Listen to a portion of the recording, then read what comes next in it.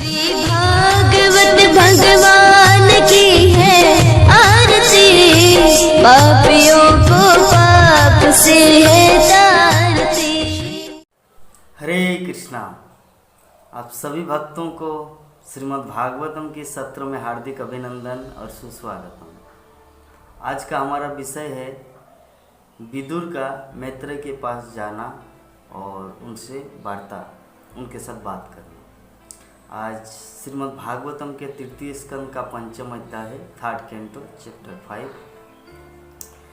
तो सुखदेव गोस्वामी परीक्षित महाराज को इस प्रकार बोले कि हे महाराज, कि जब विदुर, कुरुश्रेष्ठ विदुर गंगा के उद्गम, स्वर्ग की नदी गंगा के उद्गम हरिद्वार में जाके पहुंचा, तो वहाँ देखा कि मैत्रेय ऋषि अपने आसन में विराजमान है।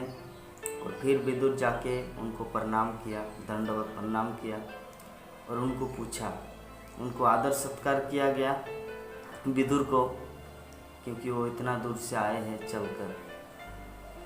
उसके बाद विदुर ने महर्षि मैत्रेय देवपायन, कृष्ण देवपायन व्यासदेव के मित्र मैत्रेय ऋषि से पूछा कि हे प्रभु, इस संसार में हर कोई सुख की तलाश में, आनंद की तलाश में भटक रहा है, लेकिन अंत में उसे उसके हाथों में सिर्फ दुख ही लगता है। इसका कारण क्या है और वास्तविक सुख को कैसे प्राप्त किया जाए, उसके बारे में हमें कृपा करके बताइए। तो ये विदुर का प्रश्न था, पहला प्रश्न मैत्रेय ऋषि के पास। तो ये प्रश्न प्रत्येक जीव के अंदर में है। हम सब बचपन से लेकर आज तक विभिन्न प्रकार से अपने आप को सुखी करने के लिए कितने प्रकार से ट्राई किया, हाउ मैनी वे, सभी तरह का हमारा प्रयास यूज किया, लेकिन अंत में हमारे हाथ में विफलता ही लगा, दुख। प्रत्येक व्यक्ति संसार में दुख भोग रहा है। ऐसा कोई व्यक्ति नहीं है जो दुख से छुटकारा है या जो सुख की तलाश में नहीं है। सुख की तलाश में रहता है, सुख की खोज करता है, लेकिन हाथ में लगता है ओनली दुख। तो इसका कारण क्या है, क्यों ऐसा होता है? तो विदुर ने ये प्रश्न किया था किसको? व्यासदेव के मित्र मैत्रेय ऋषि को। और मैत्रेय ऋषि ज्ञान देंगे कैसे? क्योंकि उनको भगवान श्री कृष्ण का साक्षात इमीडिएट नॉलेज प्राप्त हुआ था उद्धव के साथ। तो इसीलिए विदुर ने अपने दिल की बात, अपने हृदय की बात, जो वास्तविक ज्ञान है, वो उनके सामने प्रकट किया कि प्रभु कृपा करके हमें बताइए कि हे दुखियारों के मित्र मैत्रेय ऋषि, एकमात्र भगवान की महिमा ही सारे जगत के लोगों का कल्याण करने वाली है। अतः जिस प्रकार मधुमक्खियाँ फूलों से मधु एकत्र करके, एक फूलों से मधुमक्खियाँ इकट्ठा करती है, उसी तरह कृपा करके समस्त कथाओं का सार, कृष्ण कथा का वर्णन कीजिए। ये विदुर एक्चुअली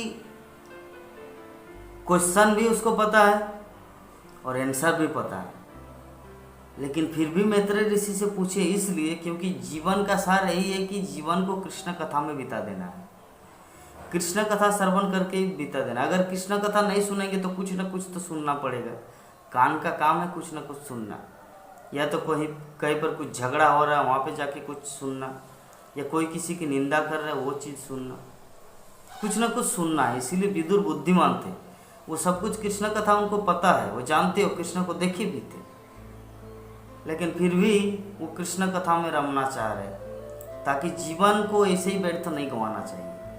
जब मेरे गुरु महाराज श्रीमद् भक्तिचर्य स्वामी गुरु महाराज बोलते, जब कुछ काम ना हो तो उस टाइम हरे कृष्ण महामंत्र का जप करना है बस, क्योंकि यही आपका काम है, यही प्राइमरी ड्यूटी है ह्यूमन बीइंग, मतलब मनुष्य जीवन का यही एक काम है। जब कुछ इमीडिएट काम ना हो तो हरे कृष्ण महामंत्र का जप करना है। तो विदुर भी उस तरह बुद्धिमान थे, जब कुछ काम ना हो, तीर्थ यात्रा में जा रहे तो अभी उनका क्या, जितना कुछ करना था जीवन में कर लिया, अभी हरि कथा सुनना है, भगवान की कथा सुनना है, भगवान की कथा को सुन के अपने जीवन को सार्थक करना है। तब ये क्या बोले, विदुर क्या बोले कि मुझे वो कथा सुनाए कि जिस प्रकार एक मधुमक्खी विभिन्न फूलों से एकत्र रस इकट्ठा करते हैं, मधु बनाते हैं, उसी प्रकार आप भी जितने सारे कथा है इस संसार में, समस्त कथाओं का सार जो है कृष्ण कथा वो वर्णन की है, क्योंकि यही कृष्ण कथा भगवान की महिमा सारे जगत को कल्याण करने वाली है। ये विदुर पहले ही बता दे रहे, यद्यपि मैत्रेयी कृष्ण कथा वर्णन करेंगे। तब मैत्रेय ऋषि विदुर की ये प्रश्न, उनकी भावना को देखकर इतना प्रसन्न हुआ, इतना आकर्षित हुआ कि मैत्रेय ऋषि ने बोला कि हे विदुर, तुम्हारी जय हो, तुमने मुझसे सबसे अच्छी बात पूछी है। इस तरह तुमने संसार पर तथा मुझ पर अपनी कृपा प्रदर्शित की है, क्योंकि तुम्हारा मन सदैव भगवान की चिंतन में, भगवान की लीला में निमग्न रहता है, लीन रहता है। तो ये मैत्रेय ऋषि एप्रिशिएट किया विदुर के प्रश्न को, सराहना की, क्योंकि आपका जो प्रश्न है ये संसार के मुनयो साधु पृष्ठहम जगत भीर लोक मंगलम जत कृष्ण संप्रश्नो जैनात्मासु प्रसिद्धति। मतलब मुनयो साधु पृष्ठहम जगत मंगलम कहने का अर्थ है आपने जो प्रश्न किया ये जगत में मंगल ला सकते हैं, जगत में कल्याणकारी कार्य हो सकते हैं, और आपने सिर्फ जगत के ही नहीं मेरी भी कल्याण की। क्यों? क्योंकि अगर आप मुझे चांस नहीं देते कृष्ण कथा बोलने का तो मेरे मुख से भी बहुत कुछ अनाप शनाप निकल जाता, इसीलिए अभी इंगेज हो गया मेरी वाणी कृष्ण कथा में। चाहते हुए आपकी जय हो विदुर, आपकी जय हो। तो इस प्रकार मैत्रेय ऋषि विदुर को धन्यवाद ज्ञापन किए कि आप सच में, आपका हृदय जो है सर्वदा भगवान कृष्ण आपके हृदय में विराजमान रहते हैं। सब समय आप भगवान को अपने हृदय में धारण करते हुए सारे जगत में परिभ्रमण विचरण करते हैं। हे विदुर, तुम निस्संदेह साक्षात धर्मराज जमराज हो, परंतु मांडव मुनि के श्राप के कारण तुम इस विदुर के रूप में आए हो। ये मैत्रेय ऋषि, ये ऋषि जो होते हैं ये सब त्रिकालदर्शी होते हैं। शास्त्र का ज्ञान त्रिकालदर्शी ज्ञान है। शास्त्र में भूत वर्तमान भविष्य सब कुछ का वर्णन किया गया। उसी तरह गुरु परंपरा में जो भी ज्ञान प्राप्त करता है उसको भूत वर्तमान भविष्य का ज्ञान हो जाता है, त्रिकालदर्शी बन जाता है वो व्यक्ति। तो मैत्रेय ऋषि भी विदुर के जीवन, पूर्व जीवन की कथा को जानते थे कि विदुर किस प्रकार पूर्व जीवन में, विदुर की घटना ये था कि विदुर था धर्मराज, जमराज। तो मांडव मुनि बोल के एक मुनि था। तो बात कैसा है, थोड़ा सा स्टोरी आप लोगों को बता दें कि कुछ चोर डकैती करके, कुछ चोरी करके भाग रहे थे। तो भागते भागते राजा कुछ सेनाओं को भेजा कि आप उस चोर के पीछे चले जाओ, कि देखो कि क्यों ये सब सामान लेके भाग रहा है। तो जैसे ही विदुर की बात नहीं, यहाँ पे जो चोर लोग भाग रहे और सेना भी उनका पीछा कर रहे, तभी चोर भागेंगे तो कहाँ भागेंगे। तो अभी क्या किया, वो चोर सब अंदर चले गए मांडव मुनि के, मांडव ऋषि के आश्रम में। और वहाँ पे आश्रम में घुसने के बाद वो जितना सारा माल पत्र था, सोना रूपा चांदी लाइक दैट, वहाँ पे रख दिया और वो लोग वहाँ से भाग गए। तो मुनि को, मांडव ऋषि को पहले ही बता दिया चोर लोग कि मेरे पीछे कोई सेना आ रहा है, राजा का सेना, तो कृपा करके हमारी जान को रक्षा कीजिए, हमारे जीवन को रक्षा कीजिए। जब वो लोग आएंगे तो बोल देना कि हम यहाँ पर नहीं हैं। तो बोले कि ठीक है, आप लोग भाग जाइए, इस मेरे रूम से, कुटीर में घुसिए और उधर से रास्ता है, वहाँ से चलेंगे। तब सेना पीछा करते करते मांडव मुनि के आश्रम में प्रवेश किया। प्रवेश करने के बाद बोले कि मुनि ऋषि जी, आपके कुटिया को तलाश करना है क्योंकि कुछ चोर आपके यहाँ पर आए हैं। तो मुनि बोले कि नहीं, यहाँ पर तो कोई नहीं है। कोई नहीं है मतलब उनको पता है कि वो लोग भाग जाएगा, यहाँ पर अभी नहीं है, कुटिया में नहीं है। चोर को बोला कि आप लोग उस रास्ते से निकल जाओ क्योंकि जान की रक्षा करना है, जीवन की रक्षा करना है। तो बोले कि नहीं, फिर भी हमारा विश्वास नहीं हो रहा कि कुछ सामान लेके वो लोग चोर भागे हैं। तब क्या किया, सेना उस कुटिया के अंदर प्रवेश किया, कुटीर के अंदर। कुटीर के अंदर प्रवेश करने के बाद देखा कि जो चोर लोग जितना कुछ सामान लेके आ रहे थे, सोना चांदी हीरा मोती, वो सब एक गठरी में बंधा हुआ जो चोर लोग भाग रहे थे। और वो चोर लोग यहीं पर रख कर वो लोग भाग गए, मतलब कुटिया में। तो बोले कि मुनि ऋषि मांडव जी, देखिए ये क्या है। तो बोले कि ये, तब तो कुछ जवाब नहीं दे पा रहे। तब उनकी बात को बिना सुने ही सेना बोले कि आपको राजा के पास जाना होगा क्योंकि ये जितने सारे चोर थे, ये चोर का मुखिया आप हैं। क्योंकि वो लोग चोर जो, वो तो छोटा मोटा चोर था, आप है इसका मूल। आप साधु के बेस में, साधु नहीं है, ऋषि मुनि नहीं है, आप एक चोर है जो साधु का रूप धारण करके यहाँ पर उपस्थित है। और जितने सारा सोना दाना चोरी होता है, आपका ये है हेडक्वार्टर, ये कुटीर नहीं है, आपका हेडक्वार्टर है। चोरी करने का मतलब गोडाउन है आपका, चोरी करके लाते हैं आपका चोर लोग, आपका नौकर, और आप यहाँ पे साधु का बेस में, ताकि कोई आप पर डाउट ना करे। तो इतना कुछ सेना लोग बोले ही जा रहे। बोले कि मुझे बोलने का चांस दो, मांडव ऋषि। लेकिन उनको बोलने का चांस दो, उसको हाथ कड़ी पहना दिया और राजा के पास ले आए। तो राजा वहाँ पर आए। राजा विचार कर रहे थे। क्या विचार कर रहे थे कि ये आपने ये चोरी किया, आपको ये सजा मिलेगा। आप अपनी पत्नी को तलाक दिए, आपको ये सजा मिलेगा। आप अपने पुत्रों को मारे, आपको ये सजा मिलेगा। आप दूसरे के गले में चाकू दिखाया, आपको ये सजा मिलेगा। आपने अपनी पत्नी को घर से निकाल दिए, आपको ये सजा मिलेगा। आपको सूली पर चढ़ा दिया। इस तरह करके विचार कर रहे थे।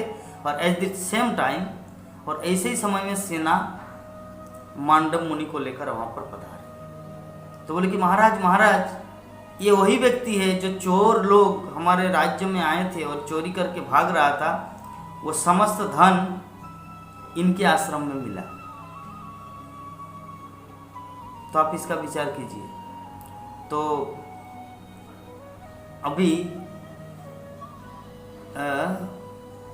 राजा इसे ध्यान से पहले सुना सेना की बात को।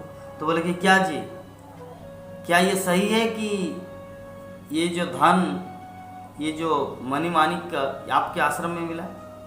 तो बोले कि महाराज मुझे बोलने का तो, बोले कि हम ये सुनना चाहते कि आपका आश्रम में ये मिला, यस और नो। हम हाँ या ना में जवाब सुनना चाहते हैं। मतलब ये कभी कभी ऐसा होता है वो अदालत में जब वकील कभी कभी ऐसा खेल चलाते हैं कि कोई खून नहीं करते, लेकिन फिर भी उसको ऐसे फंसाया जाता है कि आपका हाँ या ना में जवाब देना चाहिए। जब खून हुआ तो आप उस वक्त वहाँ पर उपस्थित थे या नहीं? बोले कि ना, तब इसका कोई मायना नहीं, माय लॉर्ड, इस तरह करके उस केस को हटाया जाता है। तो सिमिलरली राजा सेना की बातों में इस तरह उलझ गए राजा कि समझ गए सच में ये तो चोर है, ये चोर का सरदार है। तो बोले कि आप मुझे ये बताइए कि आपके आश्रम में ये सब मिला, यस या नो? बोले कि हाँ मिला, लेकिन इसके आगे सुनिए कि क्या हुआ। बोले कि मैं कुछ नहीं सुनना चाहता। जल्लाद, सैनिकों, इसको सूली पे चढ़ा दो। तब क्या किया, मांडव मुनि सच में वो मुनि था, वो ऋषि था, वो कोई साधारण जो क्या बोलते ऑर्डिनरी व्यक्ति नहीं था कि मतलब भक्ति का नाटक कर रही या ऋषि मुनियों का नाटक कर रहा। सच में मुनि था, जोग सिद्धि था उनके पास। तो राजा का हुक्म है, राजा का हुक्म है और तो प्रजा को मानना पड़ेगा। तब मांडव ऋषि क्या किया, कुछ नहीं बोला, वो चुपचाप। तब सूली का मतलब जानते हैं ना, सूली मतलब वो तो कभी देखना है, कभी जान लेना किसी के माध्यम से सूली क्या चीज़ होता है। तो सूली पे चढ़ा देना मतलब एक सूली है, मतलब एक गांव का जो जहाँ पे सारे लोग इकट्ठा होते हैं, मोड़ जिसे बोलते हैं, वहाँ पे एक सूली है, सूली, और सूली पे उनको बैठा दिया जाता है और सूली के माध्यम से व्यक्ति तिल तिल तिल तिल करके उसका पूरा चीर देता है पूरा शरीर और वो मर जाता है। ये बहुत ही भयानक यंत्रणा है। ये जो सजा है ना, ये किसी को नहीं मिलना चाहिए। ये सजा सच में घातक सजा है जिस किसी ने निर्माण किया। तो सूली पे चढ़, तो अभी महामुनि और मांडव ऋषि को क्या किया, सूली पे बैठा दिया और तिल तिल करके वो घुस जाएगा अंदर सूली और उनका मस्तक छेदन करके वो मर जाएगा। तो जोगी था, तो वो अपने शरीर को इस तरह हल्का किया कि सूली कहाँ घुसेगा। वो सूली के, ये जो सूली है ना, सूली के ऊपर ही वो बैठा हुआ है, पूरा दिन बैठा हुआ है। 10 मिनट में व्यक्ति खलास हो जाता है। लेकिन वो अपनी योग साधना के माध्यम से, जैसे प्रहलाद महाराज को अगर कोई असुर लोग मतलब कुछ परेशान करते थे, दुख देते थे, तो वो क्या करते थे, ओम नमो भगवते वासुदेवाय। तो सिमिलरली भक्त का एक क्वालिटी होता है। मांडव ऋषि को जब सूली पे चढ़ा दिया गया, तब वो अपने योग शक्ति के माध्यम से त्रिभुज की तरह अपना शरीर को हल्का करके सूली के ऊपर ही बैठ गया, ना नीचे आया ना ऊपर गया।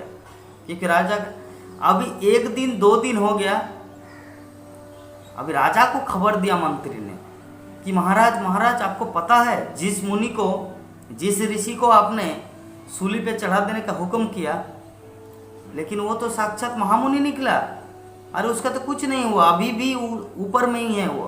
तो राजा अभी रो रो के, कपड़ा भी अच्छी तरह नहीं पहने थे, एकदम पूरा दौड़ दौड़ के आया और देखा कि महामुनि एकदम सूली के ऊपर एकदम योग साधना कर रहे हैं। यही है योग साधना की पावर, क्षमता। वो जमीन पे भी योग साधना कर सकता, जल के ऊपर में भी कर सकता, आकाश में भी कर सकता। तो सूली के ऊपर बैठा हुआ है मांडव ऋषि। तब महाराज समझ गए, हो माय गॉड, हो कृष्णा, मैंने क्या किया, एक ऐसे साधु संत पुरुष को मैंने ऐसा सजा दे दिया, ये मैंने बहुत गलत किया। तो प्रार्थना करने लगे, हे प्रभु आप कृपा करके आप सूली से नीचे उतर आइए, मैंने आपके चरणों में बहुत बड़ा अपराध किया, कृपा करके मुझे क्षमा कीजिए। तब वो उनकी बातों से राजा का आज्ञा है, आदेश है, या राजा का अनुरोध के कारण मांडव ऋषि सूली से नीचे उतर आए। नीचे उतर आने के बाद अभी राजा बोले कि मुझे क्षमा कर दे प्रभु, और जो सज़ा आपको देना है आप मुझे सज़ा दीजिए। बोले कि नहीं, आपको कोई चिंता नहीं है, मैं इस चीज़ के बारे में जांच करना चाहता हूँ कि मैंने वो गलती किया नहीं, लेकिन मुझे जो ये सज़ा दिया गया था, तो ये आपका एक्चुअली गलती नहीं है, ये गलती है वो समय, वो सिचुएशन कैसे तैयार हो, उस सिचुएशन के बारे में हम जानना चाहेंगे। क्योंकि एट द सेम टाइम हम अपने कुटिया में जप कर रहे थे और चोर लोग मेरे रूम पर आया, कुटिया में आया, वो धन मानी कर रख दिया और सैनिक आ गए और चोर भी भाग गया और सैनिक लोग समझ गए कि मैं चोर का सरदार हूँ। तो ये जो समय, ये सिचुएशन, ये स्थिति के कौन तैयार किया? तो मांडव मुनि क्या किया, अपने योग साधन के माध्यम से वही से आकाश मार्ग, मतलब कोई एरोप्लेन के माध्यम से नहीं, ना कोई हवाई जहाज ना जल जहाज, वो सीधा स्वर्गलोक को चले गए, जमलोक को चले गए, जहाँ पे जमराज रहते हैं। तो जमराज के दरबार में जाके वो बोले कि मैं आपसे एक क्वेश्चन करना चाहता हूँ। किसको बोले? धर्मराज को, जो जमराज बैठा हुआ है, कि आप मुझे ये बताइए कि मेरा जो क्रिएटिंग, वो जो सिचुएशन तैयार हुआ, वो जो स्थिति मुझे तैयार किया गया और मुझे सज़ा मिला सूली का, तो ये क्यों किया गया, व्हाई? तब जमराज वहाँ पे बैठा हुआ था कि महाराज आप पूर्व जीवन में कुछ पाप कर्म किए थे। आप जब बचपन में, जब छोटा बच्चा था, बहुत जन्मों के पहले, तो किसी कीड़े को आप उनकी सूली मतलब घास का जो ये होता है तीन का, तो घास से उनको मारते थे, उनको सूली की तरह चढ़ाते थे, उनको चुभाते थे और उनको बहुत दर्द होता था और उनका दर्द देख के आपको बहुत आनंद होता था। तो जिसके कारण कर्म का जो फल है उसको तो भोगना ही पड़ेगा, जिसके कारण मैंने ये सिचुएशन तैयार किया। लेकिन मांडव मुनि इसको श्राप देगा, लेकिन आपने विचार सही नहीं किया। आपको सोचना चाहिए कि या तो मुझे पहले ही इसके बारे में सजा देना चाहिए था, बिफोर कमिंग टू मुनि, मतलब मुनि बनने से पहले, या किसी दूसरे समय दे देना चाहिए था इसका फल। इस तरह आपको किसी का मुनि का इंसल्ट करना, किसी एक ऋषि भगवान के भक्तों को चोर साबित करना, इस तरह करके आपने ठीक नहीं किया। किसके साथ बात कर रहे हैं? मांडव मुनि जमराज के साथ। बोले कि आपने विचार सही नहीं किया, इसलिए आपको शूद्र बनना चाहिए।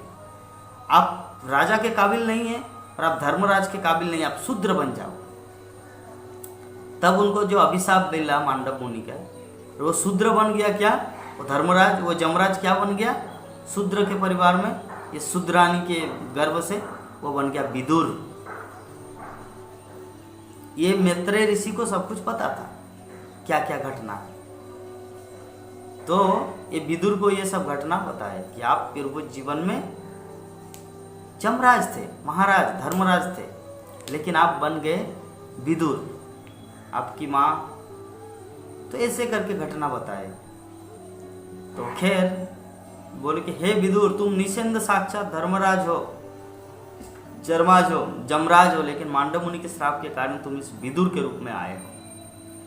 खैर जो भी है, लेकिन आपने जो मुझे भगवान के विषय में, भगवान की लीला कथा सुनने की इच्छा प्रकट की है, तो हे विदुर, मैं तुम्हें भगवान के विराट रूप का वर्णन करूंगा।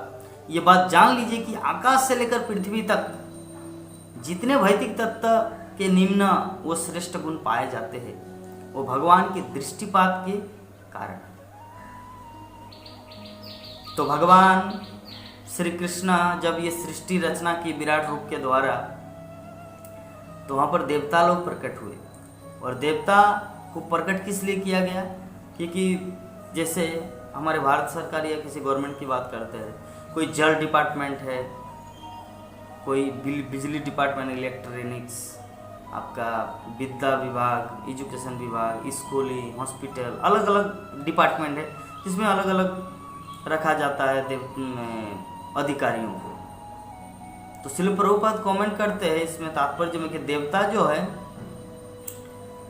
जैसे किसी जेल खाने में कैदी को रखा जाता है, और वो कैदी जब थोड़ा एडवांस हो जाते हैं, तब वो जेल का जेलर सोचता है इनको इसका इंचार्ज बना दिया जाए। तो देवता जो है, प्रभुपाद तात्पर्य में लिखते हैं, जो देवता है वो भी एक बद्ध जीव है।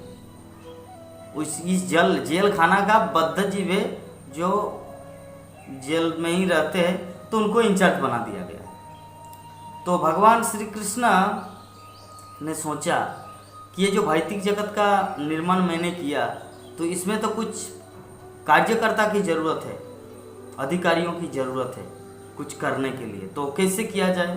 तो यहाँ के जो एडवांस, जिसका टेक्नोलॉजी अच्छा, मतलब जिसका नॉलेज और अच्छा है, इंटेलिजेंस अच्छा है, वो इसको संभाल पाएगा। चलो इंद्र को दे देते जल का डिपार्टमेंट, वरुण देव को जल का डिपार्टमेंट, सूर्य को, अग्निदेव को, सरस्वती को, इस तरह करके वो विभिन्न डिपार्टमेंट का अलग अलग इंचार्ज बना दिया।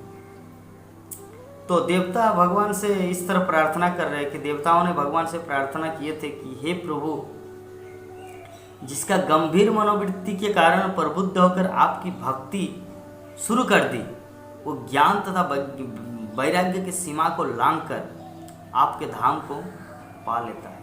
मतलब देवता लोग यहाँ पे स्वीकार करते कि जिसका बुद्धि बहुत ही प्रखर है, जो अत्यंत बुद्धिमान है, वो भक्ति जो कुछ स्वीकार करेगा, और ये ज्ञान और वैराग्य की जो विधि है, इसको लांघ जाएंगे, क्रॉस करके आपकी भक्तिमय सेवा में लगकर आपके धाम, भगवत धाम, गोलोक वृंदावन को प्राप्त करेंगे। देवताओं ने आगे कहा कि हे प्रभु,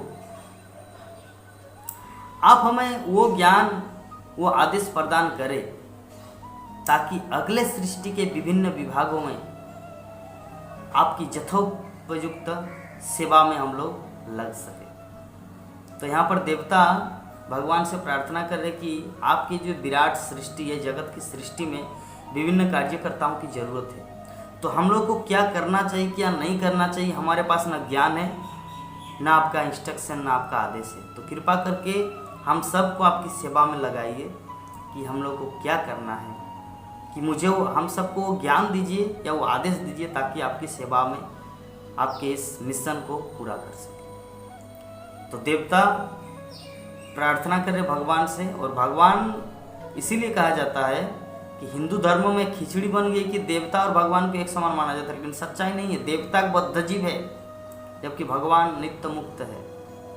इसलिए कभी भी दुर्गा, काली, गणेश, शिव नहीं, शिव तो साक्षात विष्णु का एक अंग है। क्षीरंग जथा तदि विकार विशेष जोगा, मतलब दूध से दही बनता है, उसी प्रकार विष्णु से ही शिव का प्रकट हुआ है। खैर, तो जितने सारे 33 करोड़ देवी देवता है, ये सब भगवान के दास है। Everyone is servant of God.